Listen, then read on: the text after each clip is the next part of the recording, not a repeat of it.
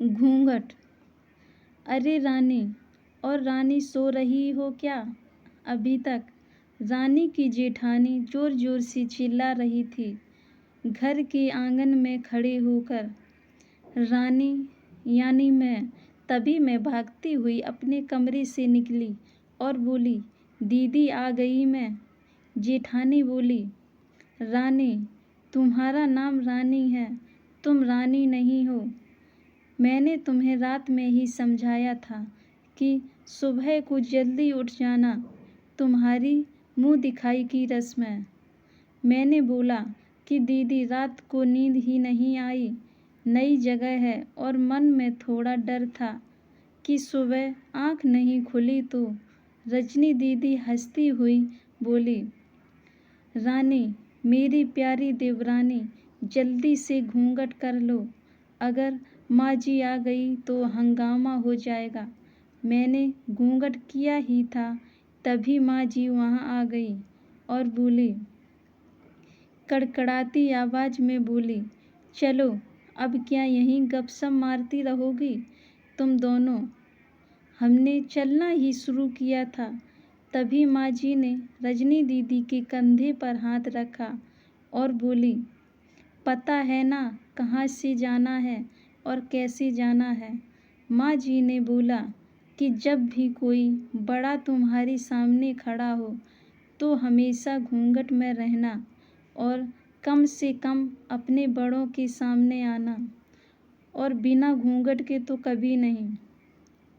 रजनी दीदी कुछ बोली ही नहीं, बस अपना सर हिलाकर हाँ बोल दिया। मैंने भी अपना सर हाँ में हिलाया।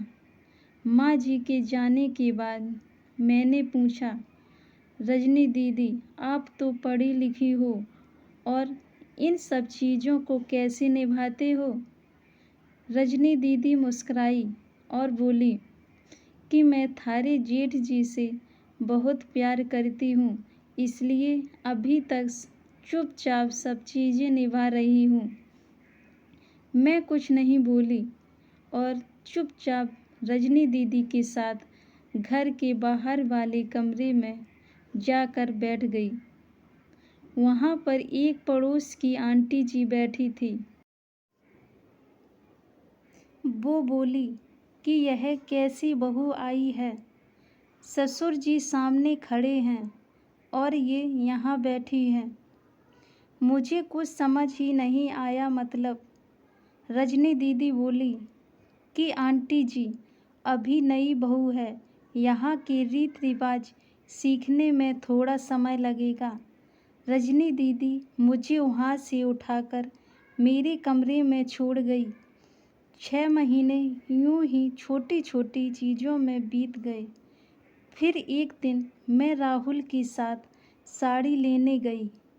राहुल का फ़ोन आया और वो दुकान से बाहर बात करने चला गया। साड़ी की दुकान पर मैं बेधड़क होकर साड़ियाँ देख रही थी। तभी पास में बैठे हुए अंकल जी खांसे। एक बार, फिर 2 बार, फिर 3 बार। मैंने साड़ी वाले भैया से बोला कि भैया, इन अंकल जी को पानी दे दो, बहुत खांसी हो रही है न। अंकल जी भड़क उठे और बोले, क्या बदतमीज लड़की है ये, कुछ शर्म लिहाज है या नहीं इसे? दुकान पर हंगामा देख राहुल बाहर से भागकर अंदर आया और अंदर आते ही अंकल जी के पैर छूकर बोले, मामा जी, आप यहाँ कैसे? मैं घबरा के दुकान से बाहर निकल आई। एक लंबा घूंघट करके गाड़ी में बैठ गई। राहुल बाहर आया और गाड़ी में बैठकर गाड़ी बहुत तेज चलाने लगा। मैंने धीमी आवाज़ में बोला, गाड़ी बहुत तेज चला रहे हो, कहीं एक्सीडेंट ना हो जाए। हम घर पहुँचे ही थे तभी माँ जी जोर जोर से चिल्लाते हुए बाहर आई, देखो आ गई ये रानी साहिबा। खानदान की इज्जत मिट्टी में मिलाकर। तभी रजनी दीदी आई और बोली, माँ जी, मेरी शादी को 6 साल हो गए हैं। मैं अभी तक मामा जी को नहीं जानती, ये कैसे जानेगी? माँ जी जोर से चिल्लाई, देखो कैसी चपड़ चपड़ जवान चल रही है इस रजनी की।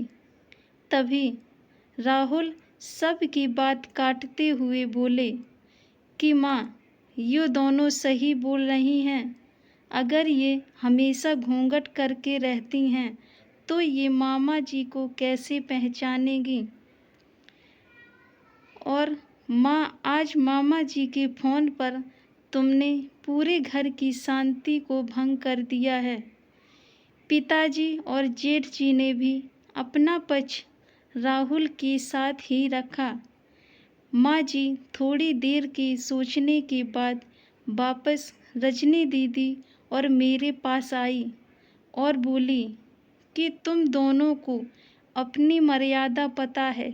मुझे उम्मीद है कि तुम कभी भी मेरा सिर शर्म से नीचे नहीं झुकने दोगी। हम एक ही परिवार के सदस्य हैं, हमें हमेशा साथ रहना है।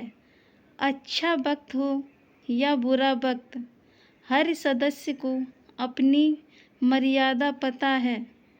माँ जी ने मुझे और रजनी दीदी को गले लगा लिया। धन्यवाद दोस्तों। अगर हमारी कहानी अच्छी लगे तो वीडियो को लाइक, कमेंट, शेयर ज़रूर करें और चैनल को सब्सक्राइब करें।